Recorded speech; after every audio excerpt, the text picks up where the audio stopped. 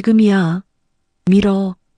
그 소리가 들리는 순간 풍덩 바닷물이 얼굴을 때리며 코로, 입으로 짠물이 들이쳐 숨이 끊겼습니다.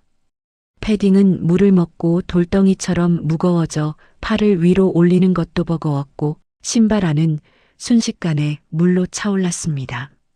철수야, 나 숨 못 쉬어. 목소리는 제대로 나오지 않았습니다. 위쪽에서 들린 건 제 이름이 아니라 속삭임 같은 확인이었으니까요. 안 보여? 확실해? 빨리 가자. 누가 보면 어떡해. 그때 저는 알았습니다. 이건 사고가 아니라 준비된 밀침이었다는 걸. 하지만 놈들은 꿈에도 몰랐을 겁니다. 지옥 같은 바다 밑바닥까지 가라앉았던 어미가 놈들의 숨통을 끊어놓기 위해 서슬퍼런 칼날이 되어 다시 기어 올라올 줄은요. 그럼 제가 어떻게 그 악마들을 단죄했는지 들어보시겠습니까? 구독과 좋아요 눌러주시면 마음 따뜻해지는 이야기로 보답하겠습니다. 감사합니다. 오늘의 사연 시작합니다. 칠순 잔치를 일주일 앞둔 오후였습니다. 며느리가 현관문을 벌컥 열더니 평소보다 한 톤 높은 목소리로 저를 불렀습니다. 어머님, 아직도 옷 안 갈아입으셨어요? 예약 시간 늦겠다니까요. 그 말이 왜 그렇게 서두르라가 아니라 밀어붙이라로 들렸는지 그때는 설명할 수 없었습니다. 며느리는 제 뒤로 성큼 다가와 옷깃을 거칠게 펴주며 손끝에 힘을 줬습니다.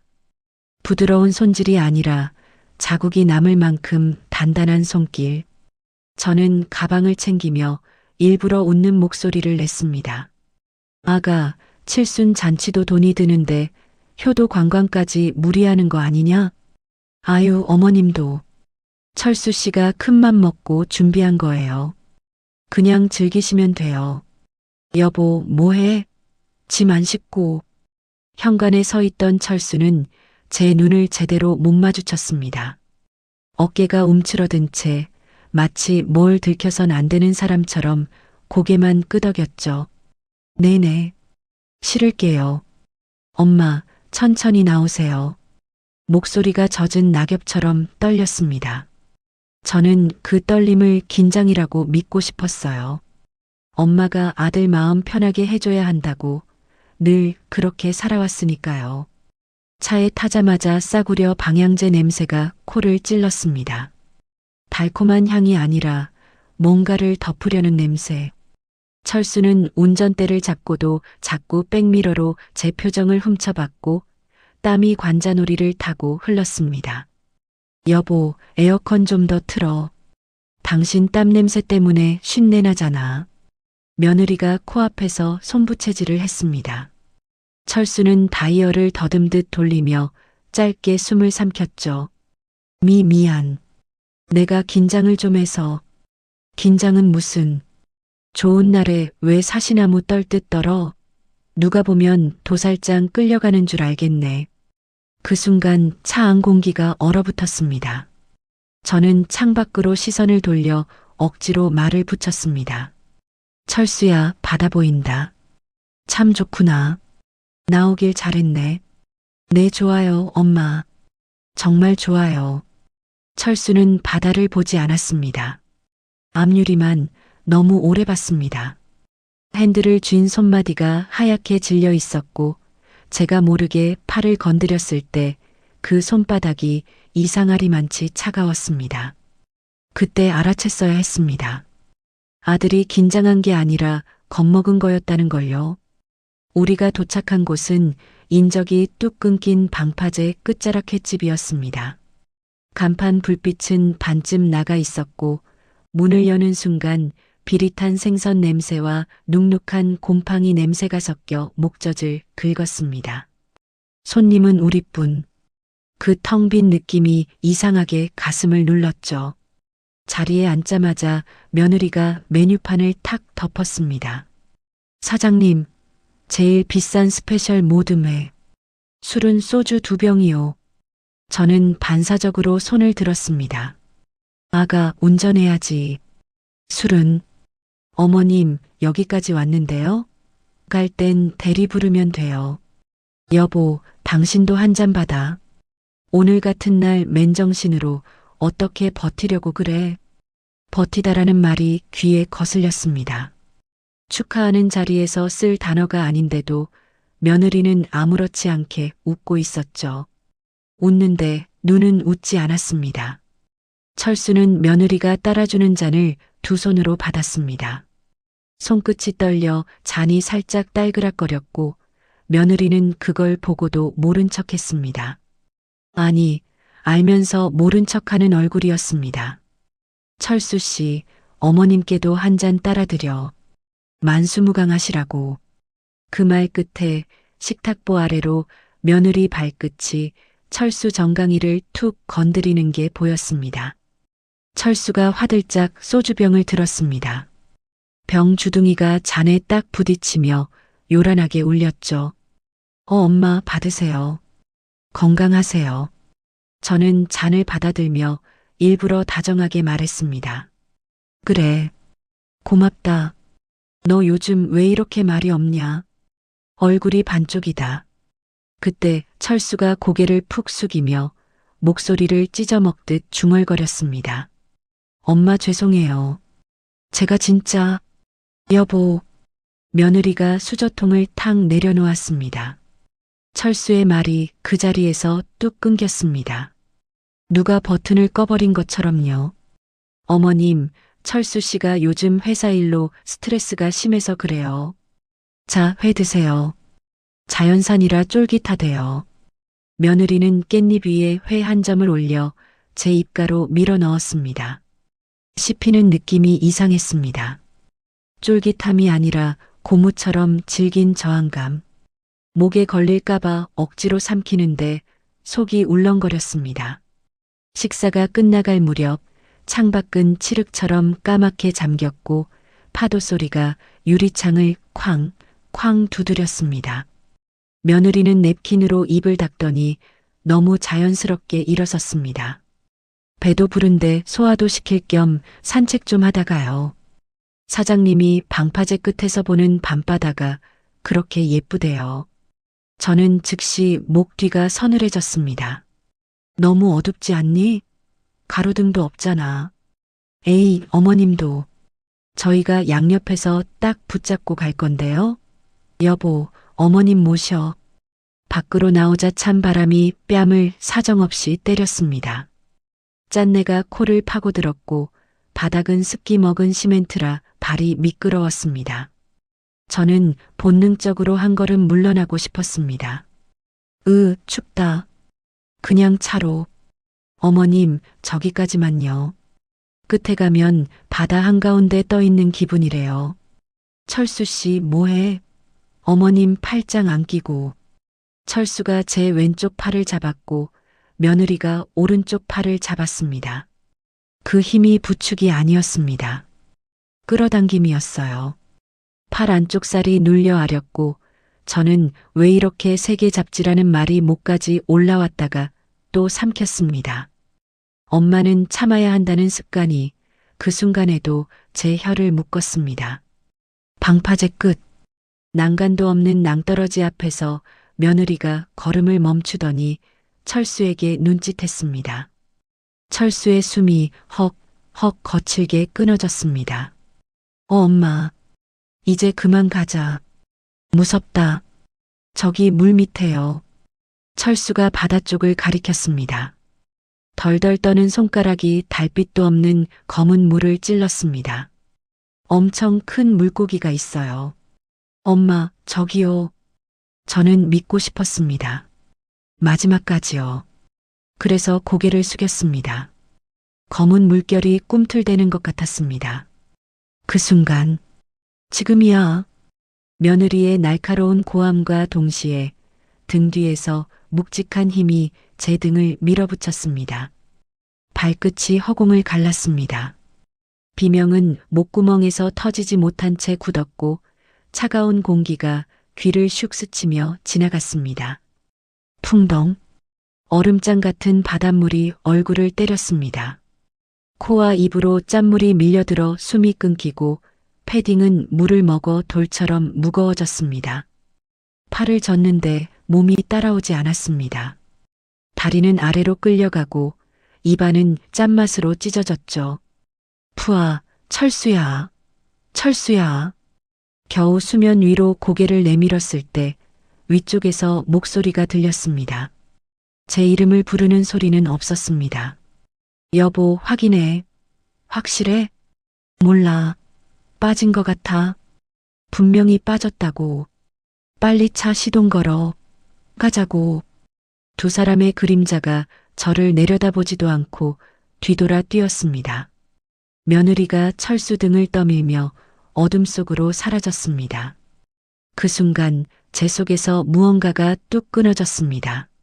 믿음이 아니라 모성마저 배신당했다는 감각이었습니다.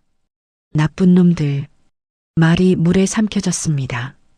차가운 바다가 제 다리를 붙잡고 더 깊은 아래로 끌어당겼습니다. 의식이 꺼져가며 눈앞이 까매졌습니다. 그때 쿵 머리 위가 환해졌습니다. 빛이 물속으로 쏟아졌고 엔진 굉음이 진동처럼 내려왔습니다. 어이, 김씨, 저거 뭐여? 사람 아녀? 걸걸한 목소리. 그 다음엔 거친 그물이 제 몸 위로 덮였습니다. 사람이다. 엔진 멈춰. 그물 당겨. 영차, 영차. 몸이 허공으로 끌려 올라갔습니다. 갑판 위로 내동댕이 쳐진 저는 비린내 나는 바닥에서 물을 토해냈습니다. 쿨럭, 쿨럭, 캑. 투박한 손이 등을 두드렸고 누군가 제 어깨에 담요를 덮어줬습니다. 흔들리는 불빛 아래 어부들의 얼굴이 보였습니다. 저는 떨리는 손으로 바닥을 짚었습니다. 안 죽었다. 숨이 들어왔어요. 그리고 그 숨과 함께 마음속에서 아주 또렷한 문장이 살아났습니다. 나 김말순, 절대 이렇게는 안 죽는다.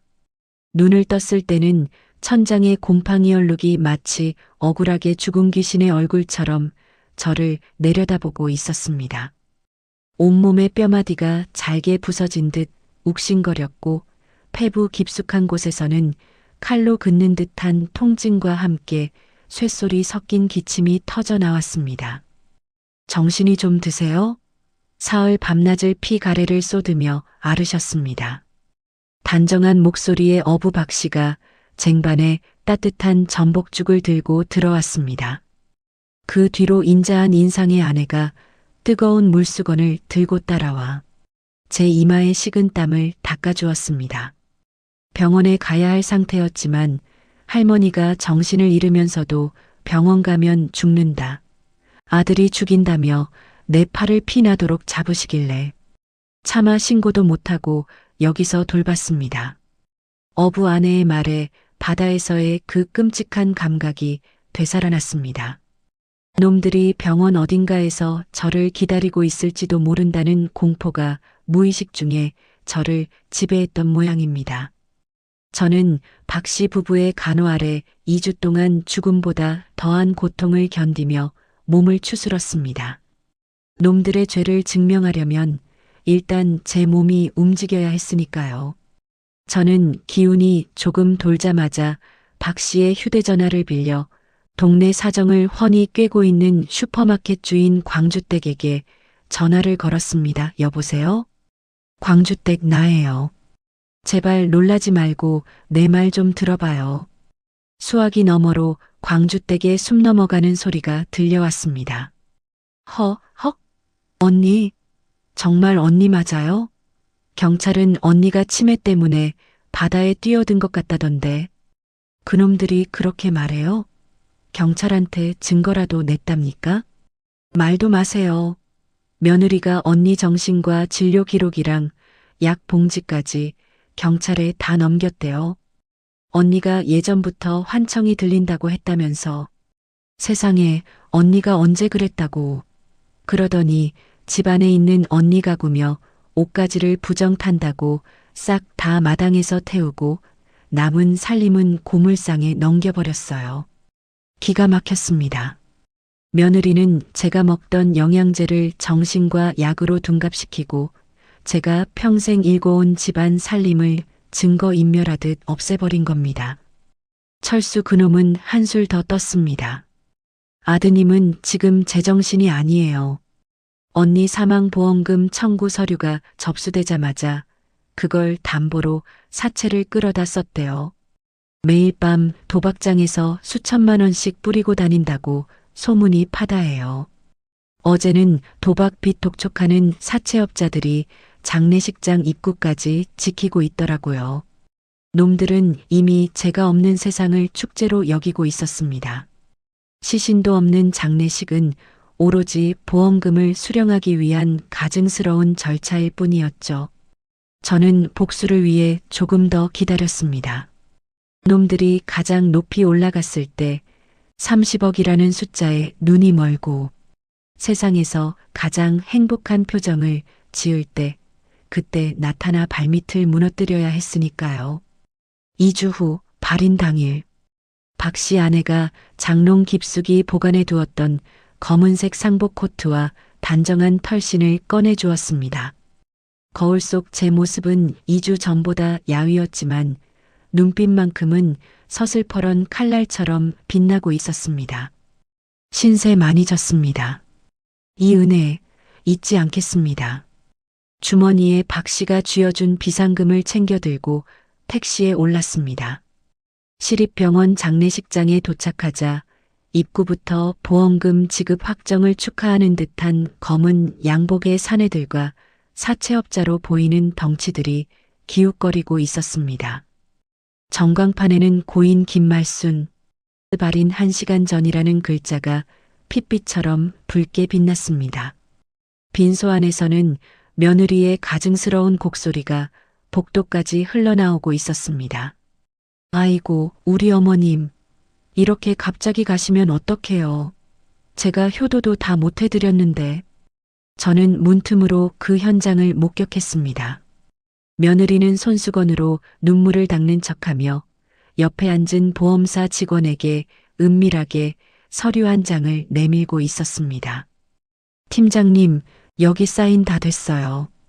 발인 끝나면 바로 입금되는 거 확실하죠? 사채업자들이 밖에서 기다리고 있어서요. 걱정 마세요. 실종 후 사고사 처리가 완벽해서 오늘 중으로 30억 입고될 겁니다. 아드님이 상주 노릇 아주 잘하시네요. 아들놈은 상주 완장을 찬 채 옆에서 육개장을 입에 밀어넣으며 킥킥대고 있었습니다. 여보, 30억 들어오면 강남에 아파트부터 계약하자. 이 지긋지긋한 노인네 냄새 나는 집도 이제 안녕이다. 더는 참을 수 없었습니다. 저는 심호흡을 하며 폐부 가득 증오를 채운 뒤 닫혀있는 특실문을 향해 온 체중을 실어 발길질을 날렸습니다. 쾅! 폭탄이 터지는 듯한 소리와 함께 문이 좌우로 벌어지며 벽에 부딪혔습니다. 술잔을 기울이던 조문객들이 비명을 지르며 일어섰고 밥을 먹던 철수는 숟가락을 떨어뜨렸습니다. 저는 자욱한 향 연기를 뚫고 또각거리는 털씬 소리를 내며 제단 앞으로 걸어 들어갔습니다. 제 영정 사진 앞에 섰습니다. 환하게 웃고 있는 저를 보니 헛웃음이 나왔습니다. 저는 제단 위에 놓인 떡 하나를 집어 입에 던져넣고 우걱우걱 씹으며 철수를 돌아봤습니다. 고기가 아주 연하구나. 애미 상차림이라 신경 좀 썼나 봐. 철수는 제 목소리를 듣자마자 사색이 되어 엉덩방아를 찧었습니다. 귀신이다. 엄마야. 옆에 있던 며느리는 들고 있던 보험 서류를 등 뒤로 숨기며 화환 쪽으로 뒷걸음질 쳤습니다. 어머님? 살아 계셨어요? 아니, 어떻게. 왜 내가 영원히 바닷물 속에 가라앉아 있을 줄 알았니? 30억 보험금으로 강남 아파트 살 생각에 잠이 안 오더냐? 제 서슬퍼런 꾸짖음에 조문객들이 수군거리기 시작했습니다. 보험사 직원이 당황하며 서류를 챙기려 하자 저는 그의 손을 지팡이로 내리치며 서류를 낚아챘습니다. 이게 내 목숨값이냐? 너희가 나를 밀어버리고 받으려던 그 돈이야? 상황이 불리하게 돌아가자 며느리가 갑자기 미친 듯이 제 다리를 붙잡고 통곡하기 시작했습니다. 어머님, 세상에 정말 살아오셨군요. 하늘이 도우셨어. 며느리는 고개를 들어 조문객들을 향해 악을 썼습니다. 여러분, 보셨죠? 저희 어머님 치매가 이렇게 무서워요. 가출하셔서 헛소리를 하시는 거예요. 저희가 밀다니요. 저희가 얼마나 어머님을 모셨는데. 며느리는 제 귀에 입을 바짝 대고는 뱀 같은 목소리로 속삭였습니다. 노인네가 끈질기네. 근데 어쩌나? 이미 병원 기록엔 당신 미친년으로 등록돼 있는데. 순순히 정신병원 가자고. 그러고는 제 손을 자기 뺨에 가져다 대더니 스스로 고개를 꺾으며 비명을 질렀습니다. 야, 어머님 왜 때리세요? 제가 잘못했어요. 여보, 빨리 구급차 불러. 어머님 발작 시작됐어. 순식간에 저는 효부 며느리를 폭행하는 광기 어린 치매 노인이 되어 있었습니다. 철수도 그제야 정신을 차렸는지 조문객들에게 머리를 조아리며 저를 뒤에서 꽉 껴안았습니다. 엄마, 제발 그만하세요. 여기가 어디라고 이 난리예요. 여러분, 죄송합니다. 어머님이 상태가 안 좋으셔서. 이거나, 이 살인자 놈들아. 니들이 날 밀었잖아. 저 화장터에 날 산 채로 넣으려고 했잖아.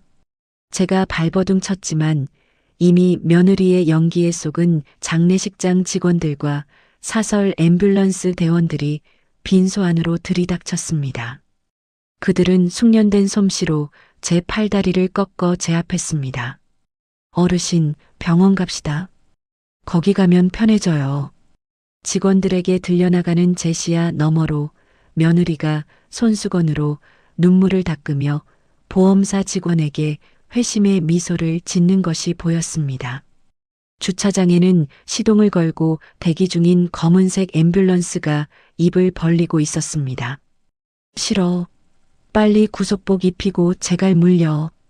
철수의 비정한 명령과 함께 저는 차가운 차 바닥으로 던져졌습니다. 덜컹 문이 닫히며 세상과 단절된 어둠이 찾아왔습니다. 입에는 재갈이 물렸고 양손은 뒤로 묶였습니다.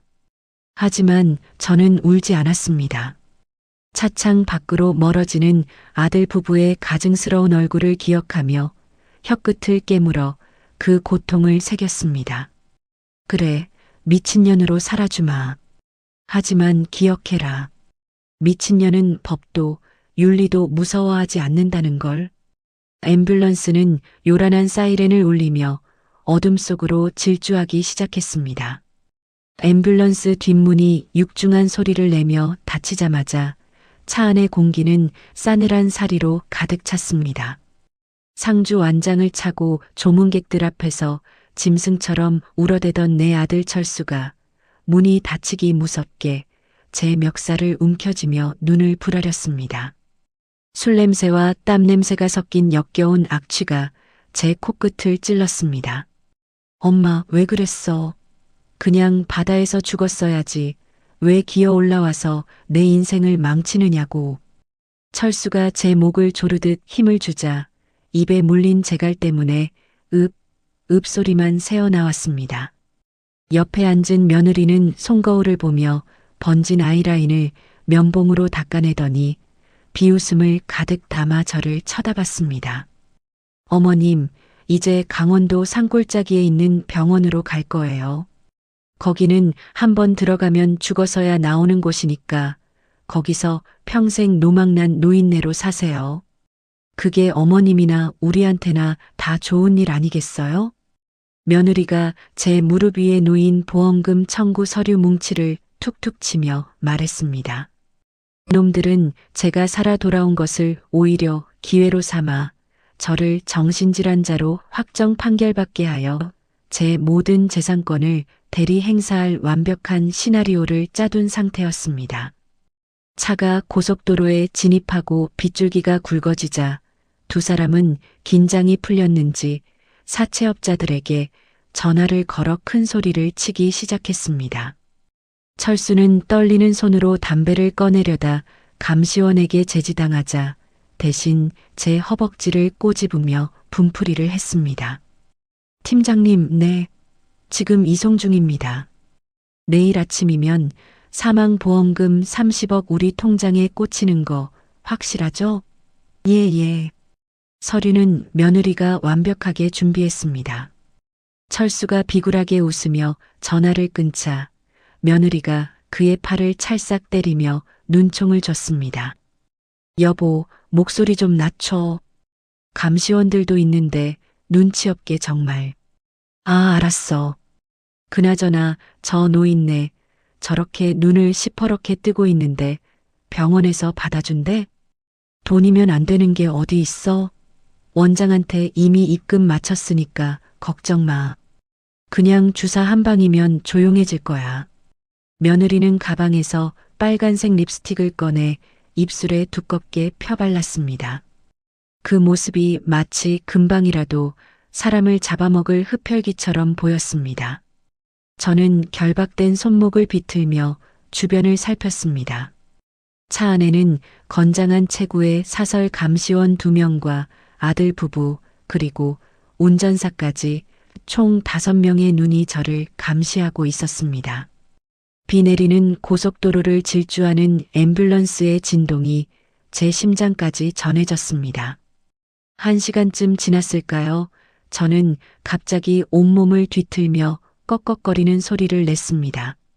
눈을 뒤집고 거품을 무는 신용을 하며 앰뷸런스 바닥을 머리로 들이받았습니다. 쿵, 쿵 소리가 차 안을 울렸습니다. 아, 뭐야? 저 노인네 왜 저래? 며느리가 비명을 지르며 발을 뒤로 뺐습니다.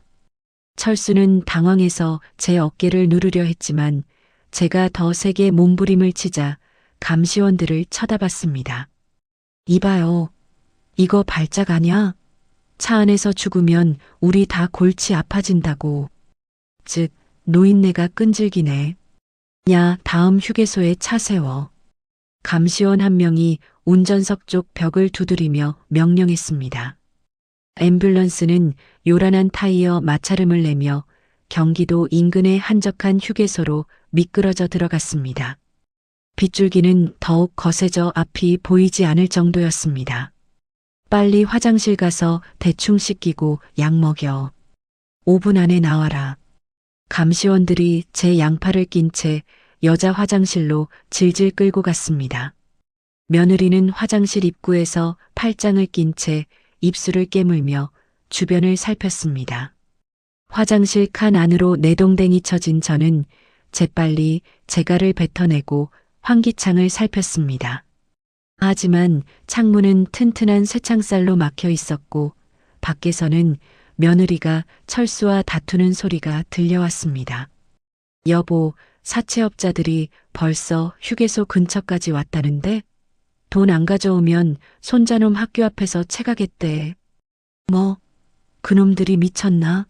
내일 아침이면 30억이 들어오는데 조금만 기다리라고 해. 아들놈의 절박한 목소리에 제 가슴이 덜컥 내려앉았습니다. 놈들은 이미 제 목숨줄 뿐만 아니라 제 손자의 안위까지 도박판에 걸어버린 겁니다. 절망적인 순간 옆 칸에서 청소 중이라는 무거운 카트가 굴러오는 소리가 들렸습니다. 잠시 실례하겠습니다. 바닥이 미끄러우니 조심하세요. 중저음의 단단한 목소리가 화장실 안을 울렸습니다. 청소부 복장을 한 남자가 대걸레를 밀며 제 칸 문 앞에 멈춰 섰습니다. 그는 고개를 숙여 문틈으로 저와 눈을 맞춘 뒤 마스크를 살짝 내렸습니다. 보험조사관 민혁이었습니다. 민혁은 제 결박된 손목에 칼날을 대어 순식간에 끈을 끊어냈습니다. 김말순 씨, 제 목소리 들리시죠? 지금부터 제 말대로 하세요. 시간이 없습니다. 민혁은 카트에 실려있던 커다란 파란색 쓰레기 수거 봉투를 벌렸습니다. 이 안으로 들어가세요. 놈들이 눈치채기 전에 뒷문으로 빠져나갈 겁니다. 하지만 밖에는 제 며느리가. 걱정 마세요. 제가 주의를 끌 테니까 신호드리면 바로 움직이세요. 저는 민혁의 도움을 받아 오물 냄새가 진동하는 수거 봉투 속으로 몸을 구겨 넣었습니다. 좁고 답답했지만 여기서 나가야 한다는 일념 하나로 숨을 죽였습니다.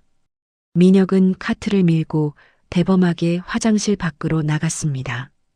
야, 아저씨, 거기 노인네 하나 못 봤어요?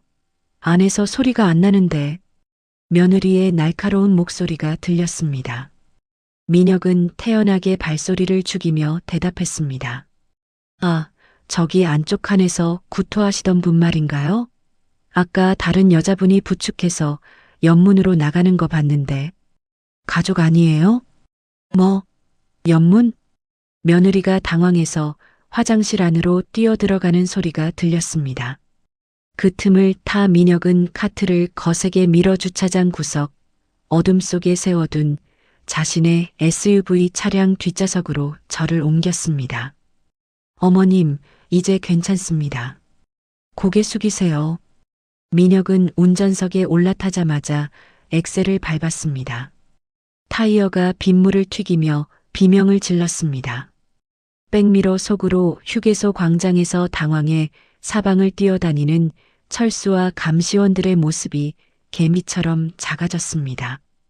살려줘서 고맙네, 민혁 씨. 그런데 나를 왜 도와주는 건가? 제가 거친 숨을 몰아쉬며 묻자 민혁은 앞차를 추월하며 핸들을 꽉 쥐었습니다. 보험조사관으로서 아드님의 보험 가입 내역을 조사하다가 여기까지 오게 됐습니다. 돈 때문에 제 부모를 파는 꼴, 저는 제 눈 뜨고는 못 봅니다. 민혁의 눈빛은 비 오는 밤의 전조등처럼 강렬했습니다. 저는 젖은 옷을 움켜쥐며 이를 악물었습니다. 놈들에게서 도망치는 것만으로는 부족했습니다. 민혁 씨, 우리 집으로 가야겠네. 놈들이 내 재산을 다 처분하기 전에 반드시 찾아야 할 게 있어. 지금 집으로 가는 건 너무 위험합니다. 놈들이 가장 먼저 찾을 곳이 집일 텐데요. 아니, 놈들은 내가 병원으로 끌려갔다고 생각할 거야. 그리고 우리 집 다락방 안쪽 금고에는 며느리 그년이 철수를 협박하려고 몰래 녹음해둔 범행 공모 녹음기가 숨겨져 있어. 제 말에 민혁이 차선을 급격히 바꾸며 속도를 높였습니다. 와이퍼가 바쁘게 움직이며 유리창의 빗물을 닦아냈습니다. 알겠습니다. 놈들이 눈치채기 전에 증거부터 확보하죠. 하지만 제 말 명심하세요.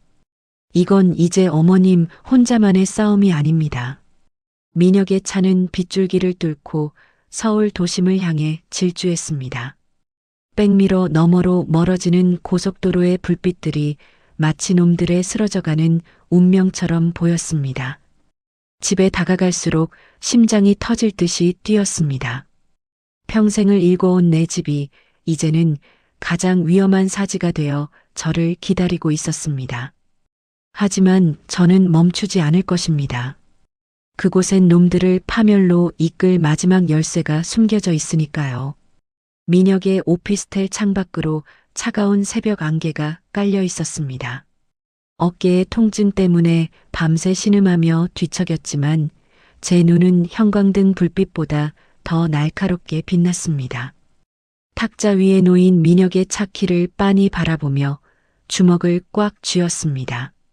손톱이 손바닥을 파고드는 통증이 느껴졌지만 그게 오히려 정신을 맑게 해주었습니다.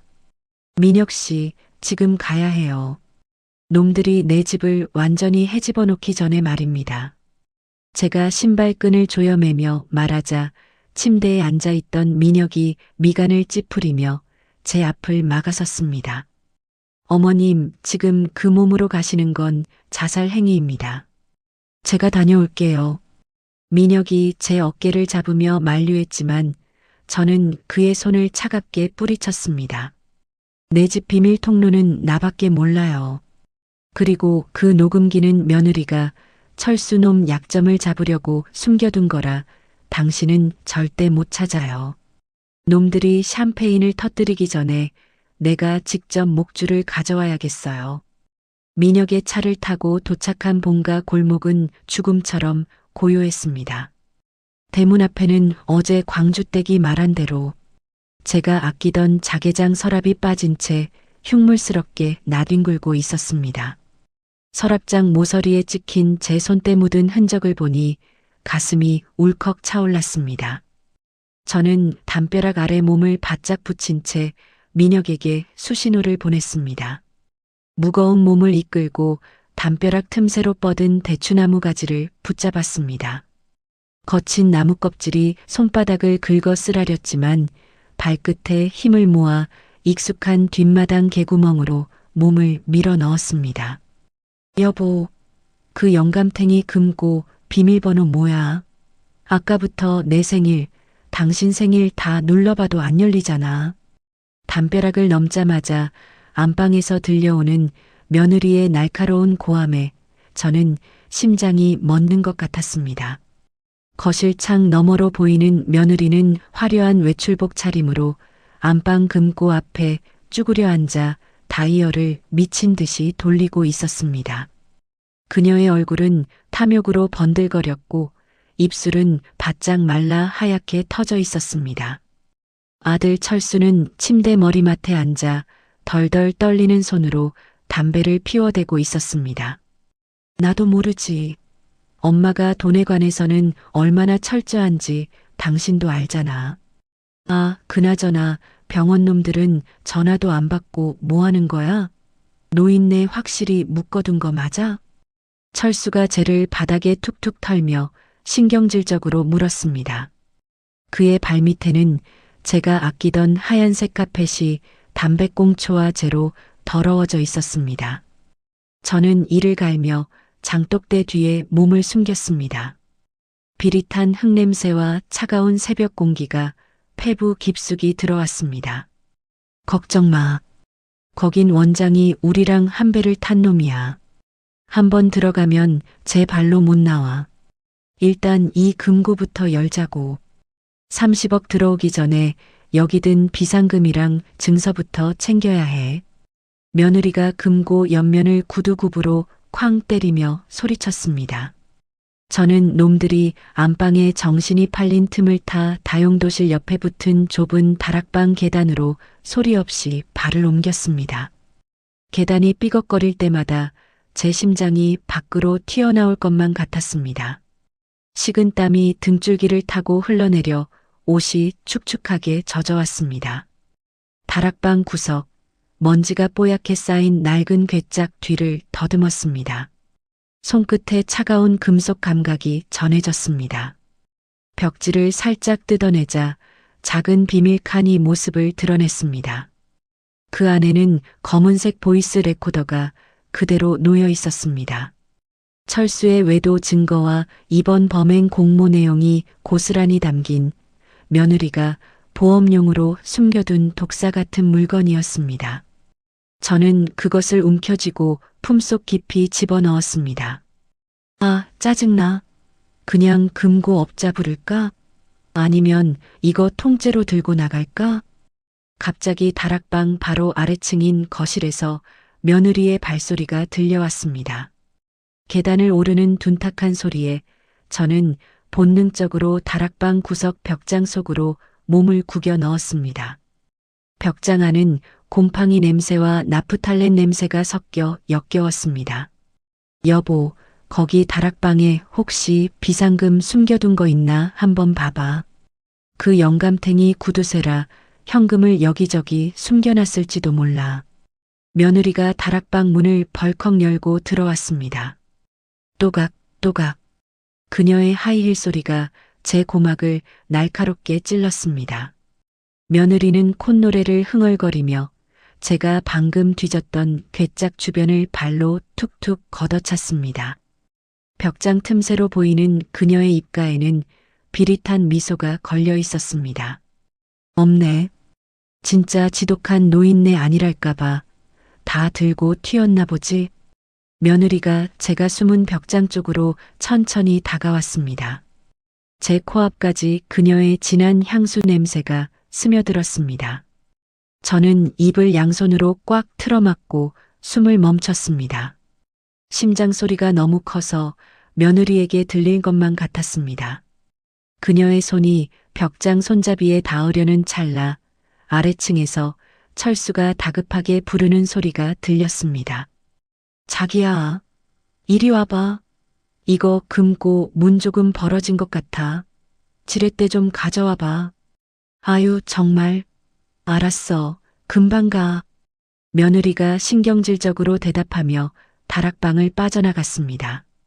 계단을 내려가는 발소리가 멀어지자마자 저는 참았던 숨을 몰아쉬며 바닥으로 주저앉았습니다. 무릎이 사시나무 떨듯 떨려 한동안 움직일 수 없었습니다. 저는 놈들이 거실에서 금고와 씨름하며 내지르는 환호성을 뒤로하고 다시 개구멍을 통해 사력을 다해 탈출했습니다. 골목 끝에서 시동을 걸고 대기하던 민혁의 차에 뛰어들었습니다. 제 손은 여전히 덜덜 떨리고 있었고 온몸은 땀으로 젖어 있었습니다. 민혁이 제 안색을 보더니 급하게 물었습니다. 어머님 찾으셨어요? 어디 다친 데는 없으시고요? 저는 품속에서 보이스 레코더를 꺼내 보이며 거칠게 고개를 끄덕였습니다. 가져왔습니다. 민혁 씨. 이제 놈들 목을 조를 밧줄을 챙겼어요. 내 집을 유린한 대가가 얼마나 비싼지 똑똑히 가르쳐 줄 겁니다. 저는 창밖으로 멀어지는 제 집을 노려보았습니다. 놈들은 지금쯤 제가 없는 안방에서 돈뭉치를 발견하고 낄낄거리고 있겠죠. 하지만 그 돈은 놈들의 마지막 식사가 될 것입니다. 민혁 씨, 보험사 본사가 어디라고 했죠? 놈들이 가장 빛나는 자리에서 가장 비참하게 떨어뜨려 줄 겁니다. 30억이 아니라 지옥행 티켓을 쥐어줘야겠어요. 민혁은 제 서슬퍼런 명령에 엑셀을 깊게 밟았습니다. 와이퍼가 유리창에 이슬을 닦아내는 소리가 마치 칼날을 가는 소리처럼 들렸습니다. 가장 화려한 순간에 가장 처절한 추락을 선물하기 위해 저는 보이스 레코더를 손에 꽉 쥐고 눈을 감았습니다. 이 녹음기 안에서 흘러나올 놈들의 추악한 목소리가 벌써부터 귓가에 쟁쟁하게 울리는 듯 했습니다. 내일 아침 보험사 본사 대회의실은 놈들의 장례식장이 될 것입니다. 본사 로비는 지나치게 높고 차가웠습니다. 대리석 바닥에 부딪히는 사람들의 구두 소리가 마치 누군가의 심장 박동처럼 규칙적으로 울려 퍼지고 있었죠. 저는 민혁이 준비해준 빳빳하게 다려진 정장을 입고 커다란 선글라스로 퀭한 눈을 가린 채 로비 구석 소파에 몸을 깊숙이 파묻었습니다. 손에 쥔 지팡이 끝이 미세하게 떨렸지만 품속에 든 보이스 레코더와 블랙박스 칩의 감촉이 저를 지탱해 주었습니다. 잠시 후 회전문을 통과해 들어오는 두 사람의 모습이 보였습니다. 철수와 며느리였습니다. 놈들은 이미 30억을 손에 쥔 사람들처럼 당당하게 어깨를 펴고 걷고 있더군요. 철수는 명품 수트를 빼입고 연신 넥타이를 매만졌고 며느리는 화려한 트위드 재킷에 명품 가방을 어깨에 메고는 입가에 경박한 미소를 띄우고 있었습니다. 여보, 오늘 사인만 하면 끝이지? 나 벌써 받은 아파트 계약금 준비하라고 연락해놨단 말이야. 며느리가 철수의 팔짱을 끼며 교태 섞인 목소리로 속삭였습니다. 그녀의 목소리가 로비의 높은 천장에 부딪혀 제 귀에 날카롭게 꽂혔습니다. 걱정 마. 서류는 완벽하다고 팀장이 직접 연락했어. 그 노인네 지금쯤 정신병원 독방에서 침이나 흘리고 있을 텐데 무슨 수로 우릴 맡겠어? 철수가 코방귀를 뀌며 대답했습니다. 그는 주머니에서 금색 라이터를 꺼내 만지작거리며 거드름을 피웠습니다. 제 아들이라는 놈의 입에서 나오는 저 비릿한 말들에 속이 뒤집혔지만 저는 입술을 깨물며 신호를 기다렸습니다. 놈들이 엘리베이터에 올라타자 민혁이 제 옆으로 다가와 고개를 끄덕였습니다. 어머님, 준비됐습니다. 보안실 쪽은 제가 손 써뒀으니 이제 들어가서 무대를 박살내시죠. 민혁의 안내를 받아 도착한 12층 대회의실 앞. 두꺼운 방음문 너머로 놈들의 가증스러운 목소리가 새어나왔습니다. 회의실 안에서는 보험금 지급 확정을 위한 최종위원회가 열리고 있었죠. 저는 회의실 옆 제어실로 들어가 모니터를 응시했습니다. 화면 속 철수는 억지로 슬픈 표정을 지으며 눈가를 손가락으로 꾹꾹 누르고 있었습니다.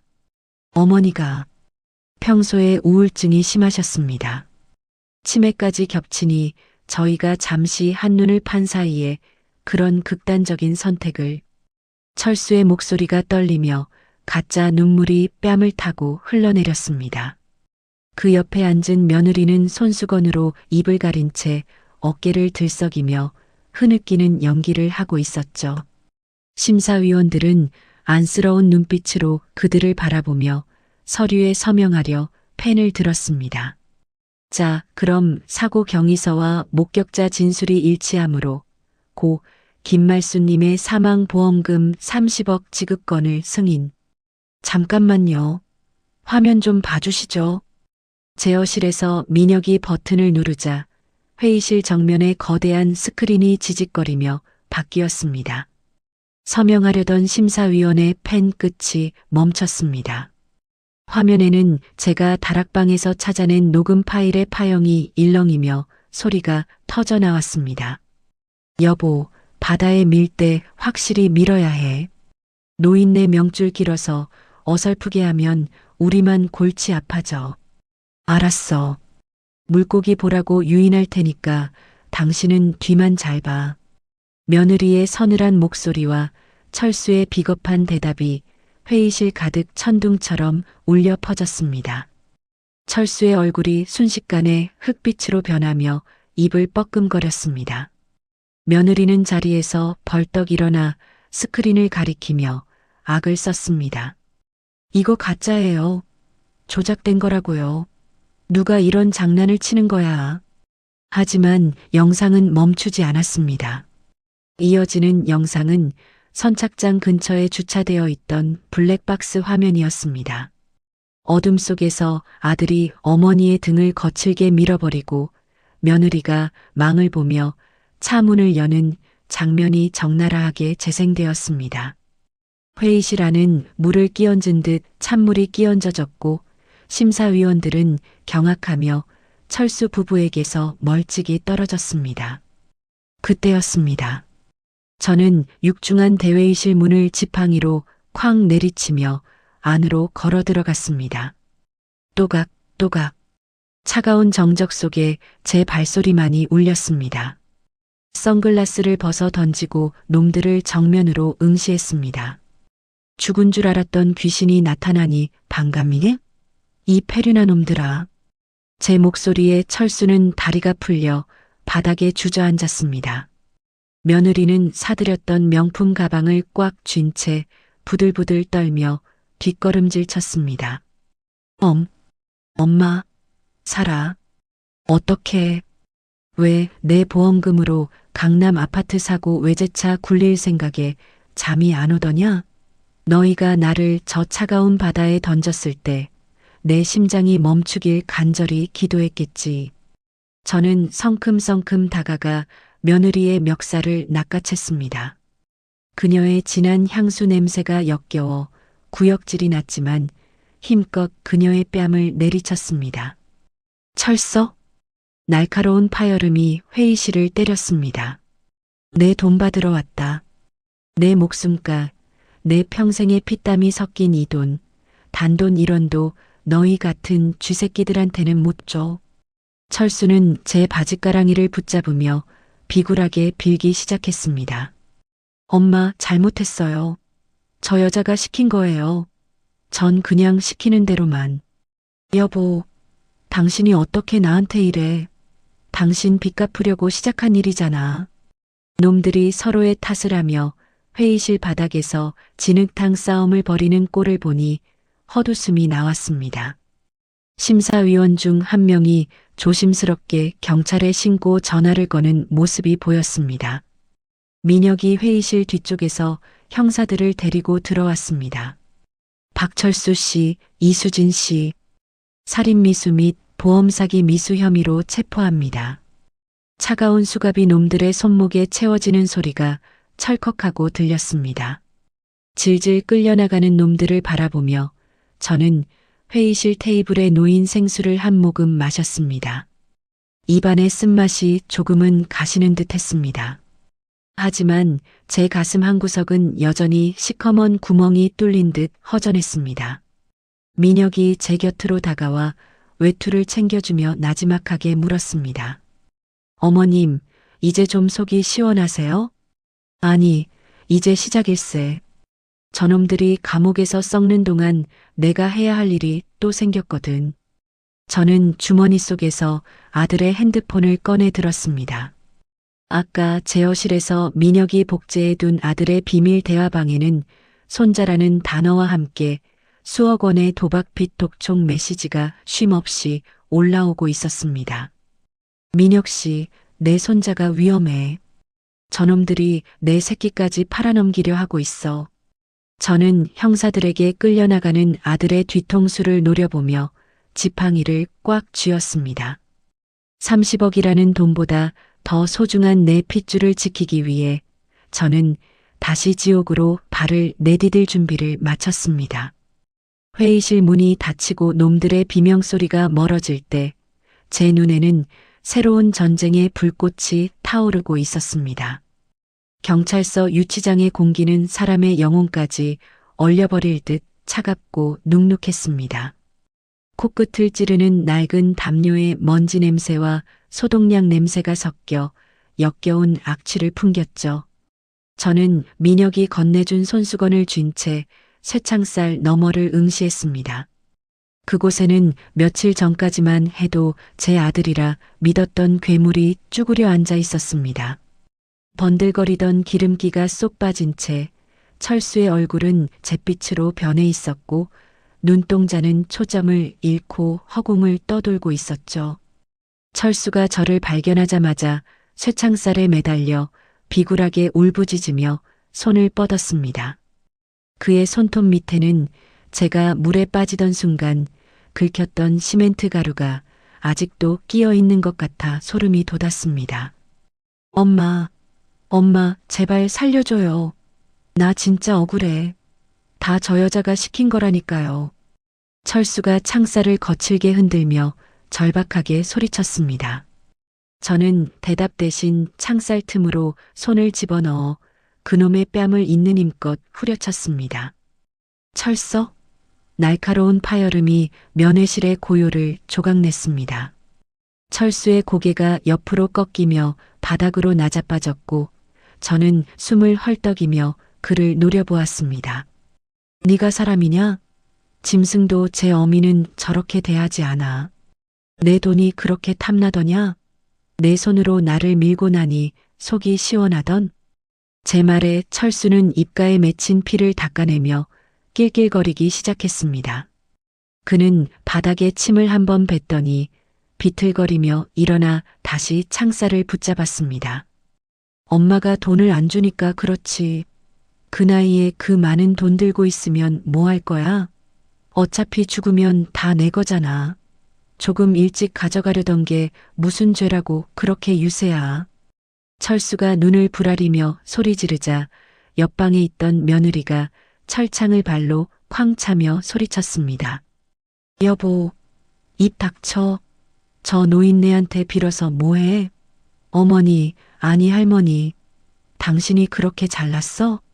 자식 감옥 보내니까 속이 후련해? 며느리는 헝클어진 머리를 뒤로 넘기며 가증스럽게 웃었습니다. 그녀는 손가락으로 제 눈앞을 가리키며 입술을 실룩거렸습니다. 당신이 우리 인생 망친 거야. 우리가 왜 이렇게 됐는데? 당신이 돈 싸주고 안 놔주니까 그런 거 아냐. 30억만 있었으면 우린 지금 강남 아파트에서 와인 마시고 있었을 거라고.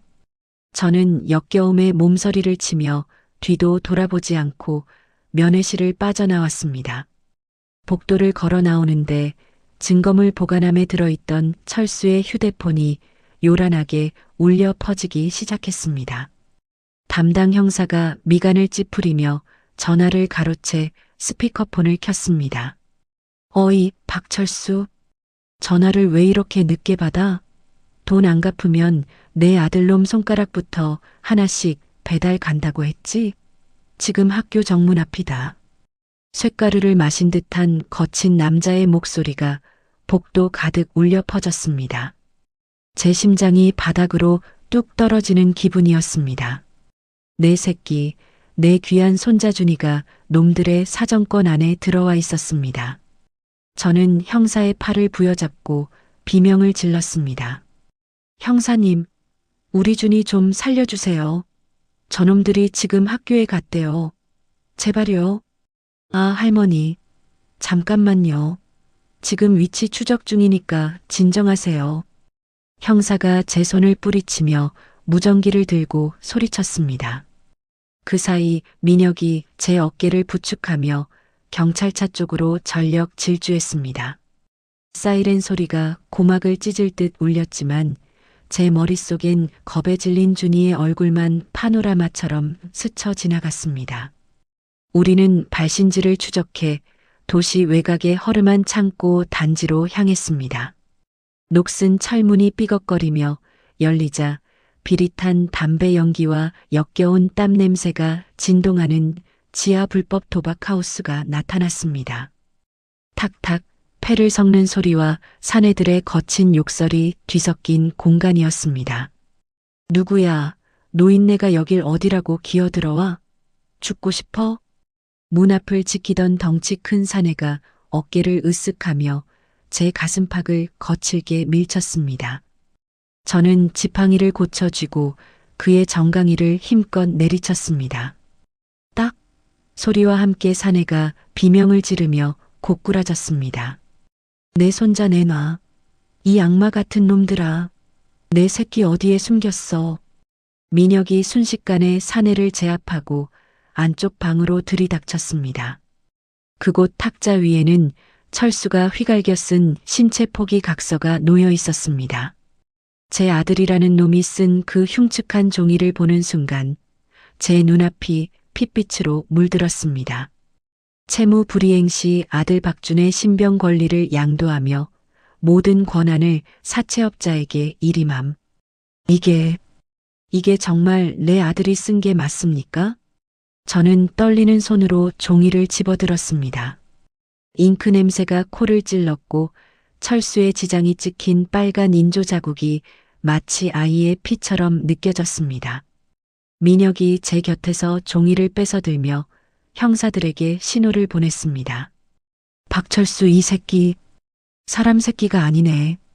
어머님, 준이 꼭 찾을 수 있습니다. 여기 CCTV 보세요.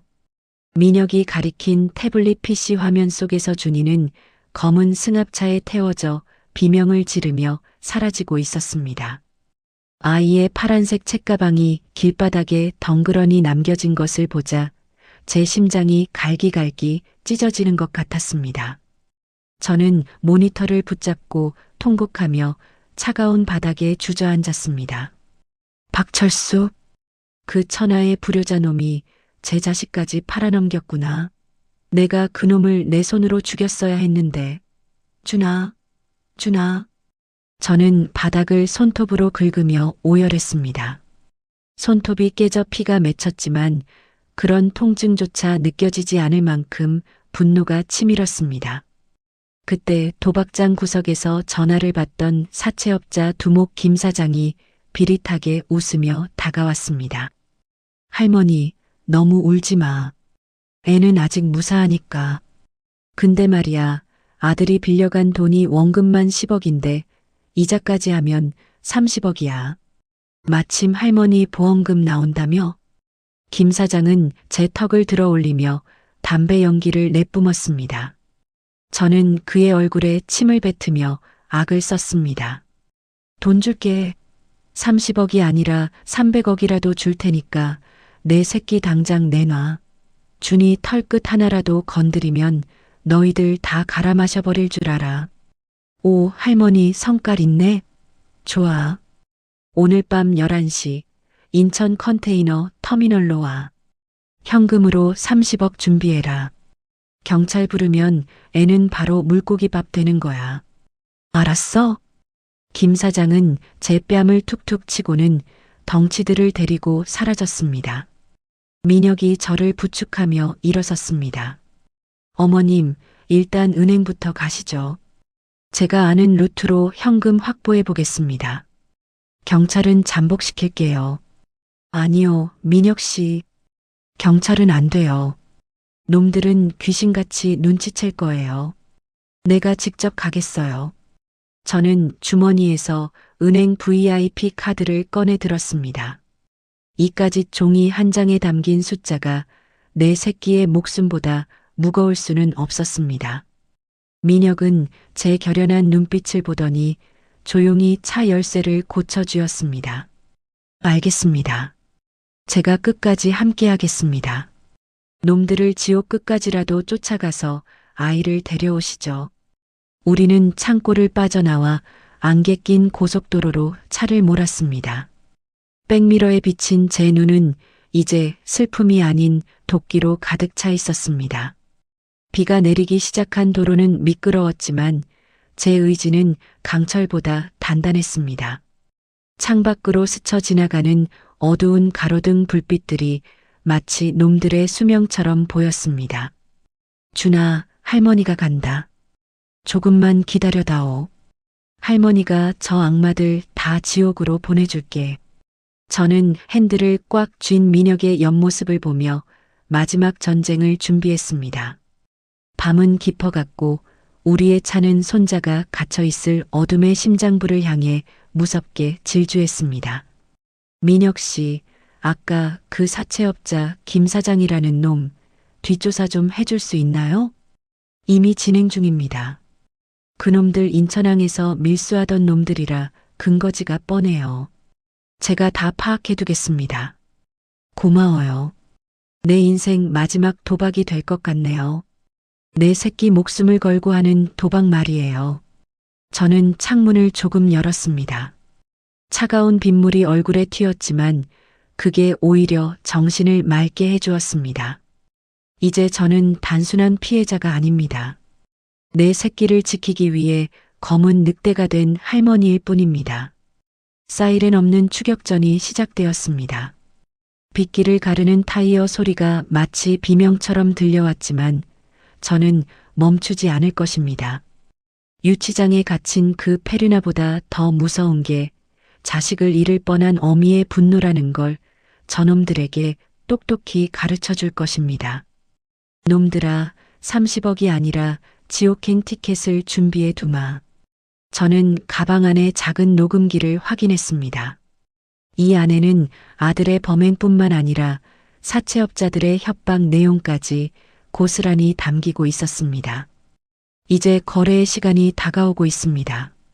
저 멀리 어둠 속에 잠긴 항구의 크레인들이 기괴한 팔을 뻗어 저희를 기다리고 있었습니다. 말순의 눈에는 이제 두려움 따위는 없었습니다.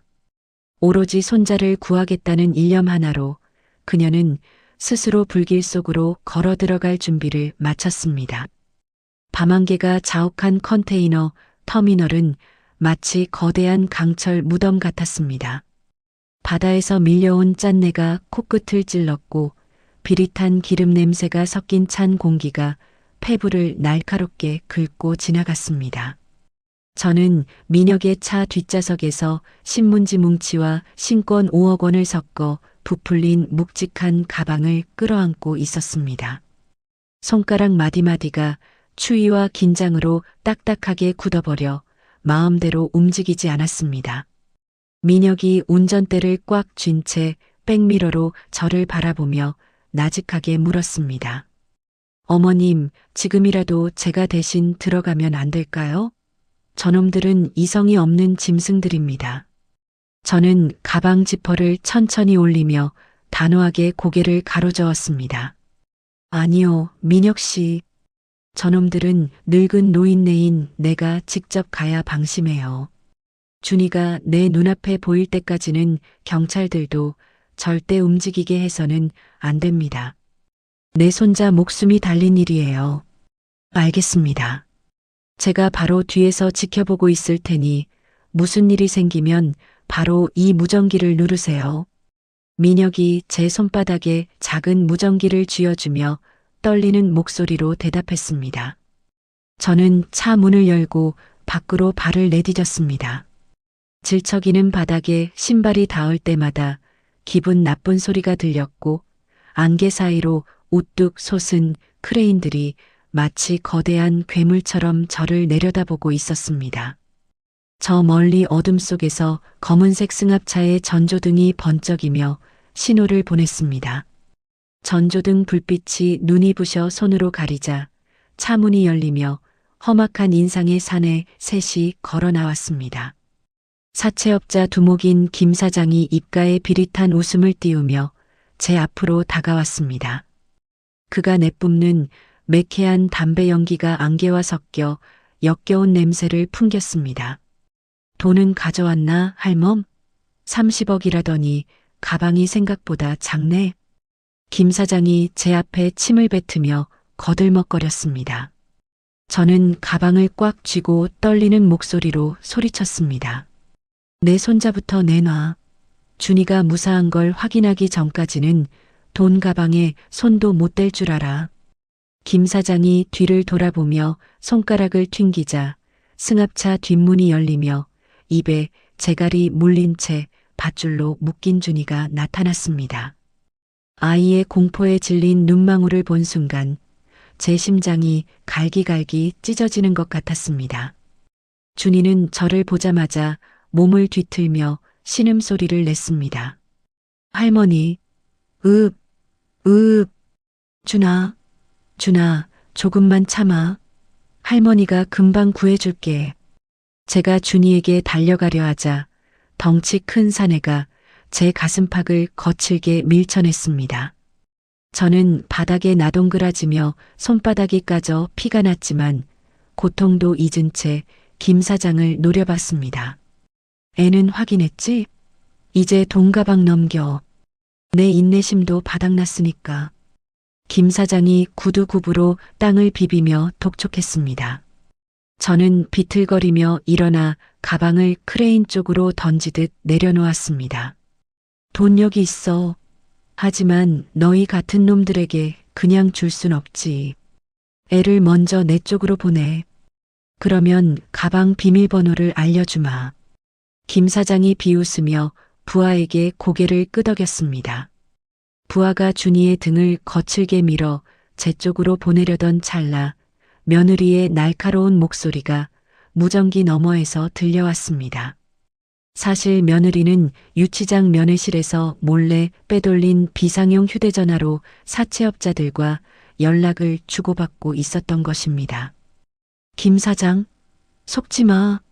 그 노인네 가방에 돈 대신 종이 뭉치가 들어있을지도 몰라. 확인부터 해. 며느리의 고함에 김 사장의 눈빛이 순식간에 살기로 가득 찼습니다. 이 노인네가 감히 우릴 속여? 야, 가방 열어봐. 사내가 칼을 꺼내 가방을 찢으려 하자 저는 본능적으로 가방을 낚아채 크레인 사다리 위로 기어 올라가기 시작했습니다. 70평생 써보지 못한 힘이 솟구쳤습니다. 가까이 오지 마. 한 발짝이라도 더 오면 이 돈 전부 바다에 뿌려버릴 거야. 너희가 평생 구경도 못할 돈 물고기 밥으로 만들어주겠다고. 제가 크레인 중간 난간에서 가방을 열어 5만 원권 다발을 허공에 흩뿌리기 시작했습니다. 어둠 속에서 하얀 돈비가 내리자 놈들의 눈이 뒤집혔습니다. 내 돈이야. 저 할멈 잡아. 김 사장이 악을 쓰며 사다리로 달려들었습니다. 사내들이 바닥에 떨어진 지폐를 줍느라 정신이 팔린 사이 저는 무전기 버튼을 꽉 눌렀습니다. 지금이에요. 민혁 씨. 터미널 사방에서 환한 서치라이트가 켜지며 매복해 있던 잠복 형사들과 민혁이 들이닥쳤습니다. 꼼짝 마. 경찰이다. 전부 손들어. 민혁이 재단 밑으로 몸을 날려 준이를 결박한 밧줄을 끊어냈습니다. 준이는 자유로워지자마자 할머니를 부르며 울음을 터뜨렸습니다. 놈들은 돈을 줍다가 허둥지둥 도망치려 했지만 이미 포위망은 좁혀진 상태였습니다. 저는 크레인 위에서 이 광경을 내려다보며 차갑게 웃었습니다. 며느리와 아들이 그렇게나 갈망하던 30억이 바닷바람에 날려 쓰레기처럼 뒹구는 꼴이라니요. 준아, 괜찮니? 할머니 여기 있다. 제가 크레인에서 내려와 준이를 품에 앉아 아이의 작은 몸이 제 품 안에서 사시나무 떨듯 떨렸습니다. 저는 아이의 등을 토닥이며 민혁을 바라봤습니다. 민혁은 김 사장의 손목에 수갑을 채우며 제게 고개를 끄덕였습니다. 어머님, 이제 다 끝났습니다. 준이는 무사해요. 그때였습니다. 유치장에 있던 아들 철수가 소식을 전해 들었는지 경찰의 휴대전화를 통해 비명 섞인 목소리를 내질렀습니다. 엄마, 내 돈, 내 30억 어떻게 됐어? 그거 없으면 나 죽는단 말이야. 제발 돈 좀 챙겨둬. 아들의 그 가증스러운 목소리에 저는 손목에 찬 시계를 내려다봤습니다. 놈들이 꿈꾸던 부귀영화가 정각 12시를 기해 완전히 산산조각 났음을 알리는 신호 같았습니다. 철수야, 30억은 바다로 갔다. 내 인생도 그 돈이랑 같이 흘러가 버렸어. 이제 지옥에서 내 죗값이나 치르며 살아라. 저는 전화를 끊고 준이의 손을 잡았습니다. 항구의 차가운 안개가 걷히고 새벽빛이 어렴풋이 보이기 시작했습니다. 30억이라는 숫자에 눈이 멀어 제 자식과 부모를 판 괴물들의 시대는 끝났습니다. 저는 준이를 민혁의 차에 태우며 마지막으로 터미널을 돌아봤습니다. 바닥에 굴러다니는 가짜 돈 뭉치들 사이로 진짜 5만 원권 몇 장이 처량하게 펄럭이고 있었습니다. 그게 꼭 제 아들의 마지막 모습 같아 씁쓸했지만 저는 더 이상 뒤를 돌아보지 않았습니다. 민혁 씨, 이제 집으로 가요. 아니, 우리 둘만 아는 아주 먼 곳으로요. 민혁은 제 결연한 눈빛을 확인하고 조용히 엑셀을 밟았습니다. 터미널의 거친 소음이 멀어지고 차 안에는 준이의 고른 숨소리만이 남았습니다. 길고 길었던 피해 거래가 마침내 막을 내리는 순간이었습니다. 법원 복도의 차가운 대리석 바닥에 지팡이 끝이 부딪힐 때마다 탁, 탁 하는 건조한 파열음이 공허하게 울려 퍼졌습니다. 공기는 소독약 냄새와 낡은 종이 냄새가 섞여 서늘했고 사람들의 낮은 속삭임 사이로 무거운 침묵이 짓눌러 왔죠. 저는 준이의 작은 손을 꼭 잡은 채 법정 문 앞에서 깊은 심호흡을 했습니다. 며칠 전 내린 눈이 녹아 길가는 질척거렸고 제 털신 끝단이 조금 젖어 축축한 냉기가 발가락 끝에 전해졌지만 오늘 제 마음만큼은 그 어느 때보다 단단하게 얼어붙은 채 평온했습니다. 할머니, 아빠랑 엄마, 이제 정말 못 보는 거야? 준이가 제 코트깃을 고사리 같은 손으로 꽉 쥐며 조심스럽게 물었습니다. 아이의 맑은 눈동자에 맺힌 불안함을 보니 가슴 한구석이 칼로 베인 듯 아렸지만 저는 준이의 머리를 천천히 그리고 아주 부드럽게 쓰다듬으며 대답했습니다. 준아, 사람은 누구나 자기가 지은 죄만큼 벌을 받아야 하는 거란다. 그래야 나중에 너도 떳떳하게 고개를 들고 살 수 있어. 할머니 말이 무슨 뜻인지 알겠지? 응, 알았어. 할머니 손 절대로 놓지 마. 준이가 제 검지손가락을 더 꽉 쥐어왔고 그 온기가 제 심장까지 전달되었습니다. 잠시 후 육중한 나무 문이 열리고 교도관들의 삼엄한 감시 속에 수의를 입은 철수와 며느리가 들어왔습니다. 번듯하게 명품 수트를 차려입고 효자인 척 가증스럽게 연기하던 그들의 모습은 온데간데 없었습니다.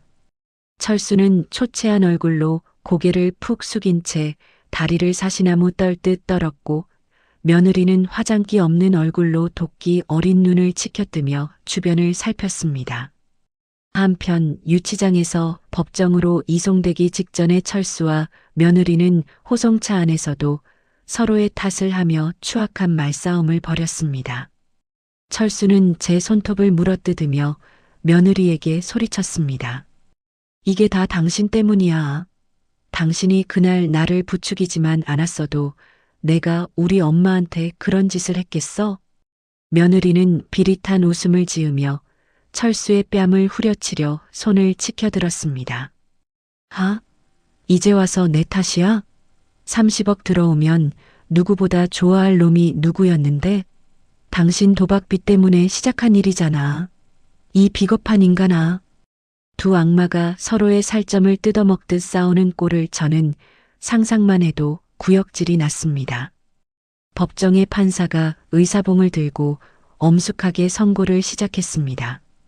피고인 박철수를 존속살해 미수 및 아동복지법 위반 혐의로 징역 15년에 처한다. 공범인 피고인 이수진에게는 징역 12년을 선고한다. 의사봉이 탕, 탕, 탕 소리를 내며 책상을 때리는 순간 정적을 깨고 며느리가 비명을 질렀습니다. 판사님, 억울해요. 저 노인네가 치매라니까요. 저게 다 조작된 녹음기라고요. 아, 며느리는 교도관들에게 끌려나가지 않으려 바닥에 손톱을 세워 긁으며 발악했습니다. 그녀의 손톱이 대리석 바닥에 긁히는 소름 끼치는 소리가 법정 천장까지 울려 퍼졌습니다. 옆에 있던 철수는 넋이 나간 표정으로 저를 바라보더니 갑자기 무릎을 꿇고 울먹이며 소리쳤습니다.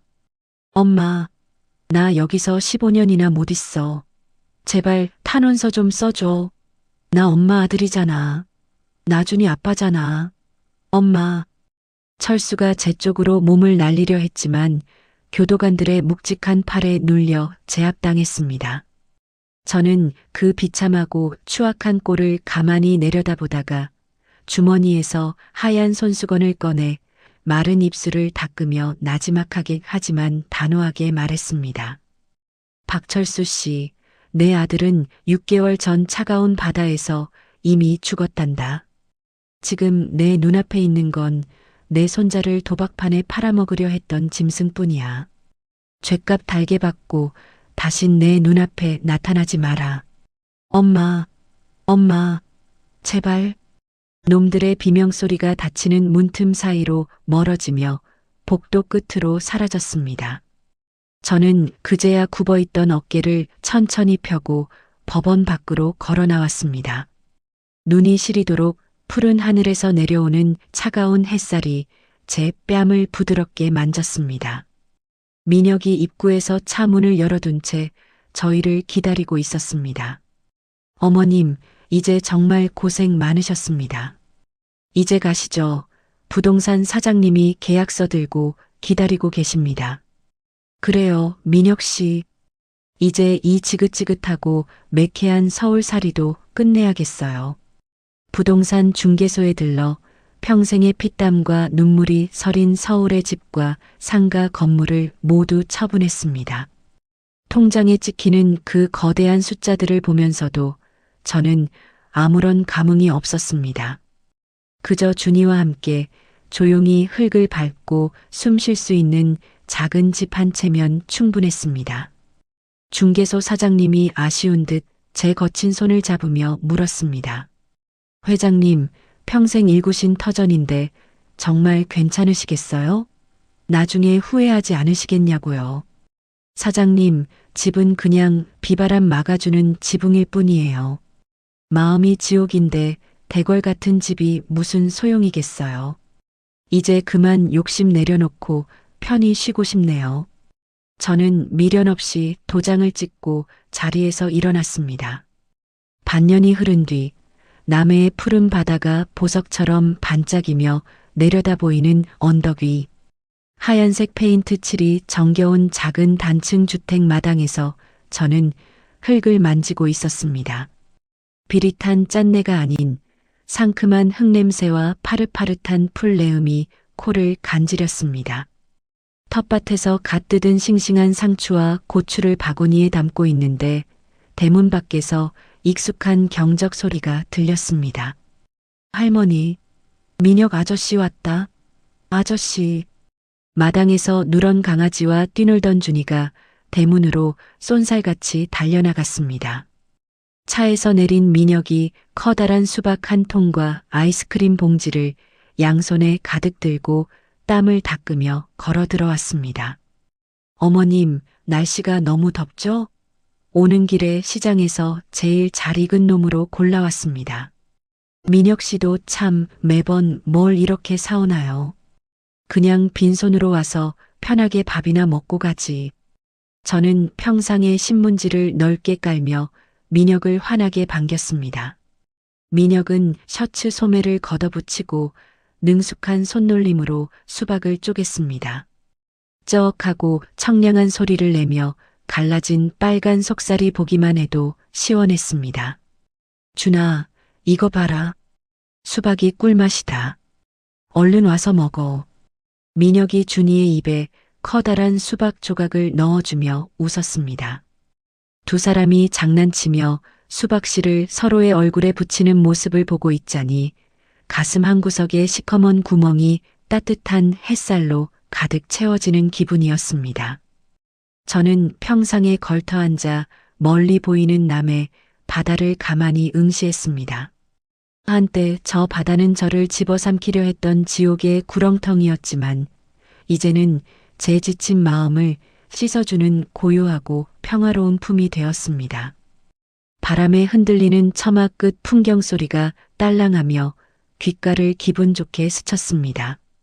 저는 지팡이를 평상 옆에 조용히 내려놓고 준이의 보드라운 머리카락을 쓰다듬었습니다. 할머니, 수박 진짜 달아.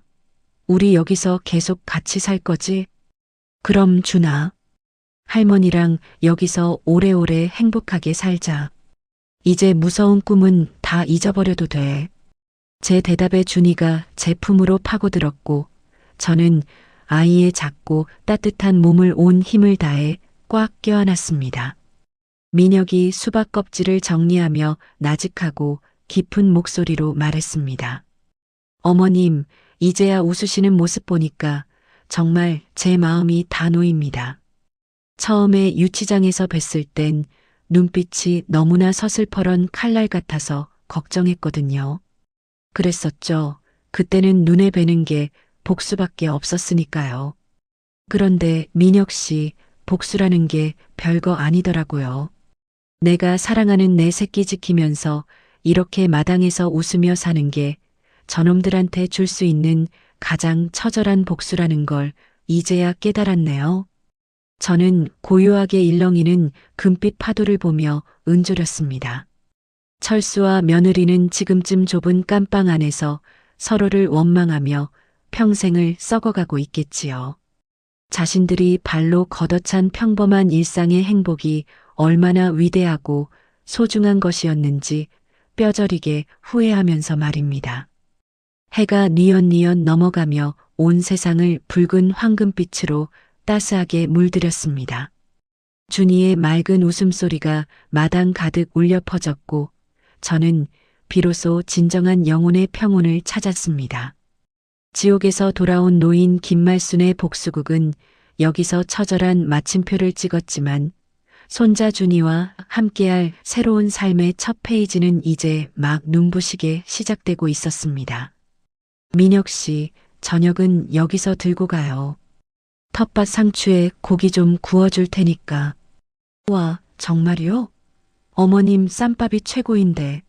준아, 아저씨랑 마당에 물 좀 뿌리고 오자. 저는 부엌으로 향하며 마지막으로 맑은 하늘을 올려다보았습니다. 바람이 부드럽게 제 뺨을 간지렸고 저는 세상에서 가장 편안한 미소를 지으며 문을 열었습니다. 풍경 소리가 다시 한번 딸랑이며 이 긴 여정의 끝에 행복한 마침표를 찍어 주었습니다. 복수라는 불꽃에 몸을 데워가며 달려온 긴 여정이 드디어 막을 내렸습니다. 나를 죽이려 했던 자식의 등에 지팡이를 휘두를 때 그건 분노가 아니라 찢겨나간 제 가슴을 꿰매는 마지막 바느질이었는지도 모릅니다. 피 한 방울 섞이지 않은 타인은 손을 내미는데 내 뱃속으로 낳은 자식은 제 탐욕을 위해 어미를 바다에 던지는 이 비정한 현실 속에서 저는 인간의 가장 밑바닥을 보았습니다. 하지만 여러분, 지옥에서 돌아온 제가 깨달은 진실은 하나입니다. 놈들이 앗아간 30억보다 더 값진 것은 내 곁에서 숨쉬는 손자의 온기와 평화로운 오후의 풍경 소리라는 사실을요. 놈들은 차가운 깜빵 안에서 자신들이 걷어찬 그 평범한 행복이 얼마나 위대했는지 평생 후회하며 살게 될 것입니다. 인생이 때론 우리를 깊고 어두운 바다에 던질지라도 포기하지 마십시오. 도끼를 품고서라도 기어 올라온다면 반드시 따스한 햇살이 비치는 언덕 위에 서게 될 날이 올 것입니다. 김말순의 파란만장한 복수극, 여러분의 마음에는 어떤 사이다 같은 위로를 남겼을까요? 이야기를 끝까지 들어주신 분이 계시다면 잘 들었다고 댓글 하나만 남겨주세요. 감사합니다.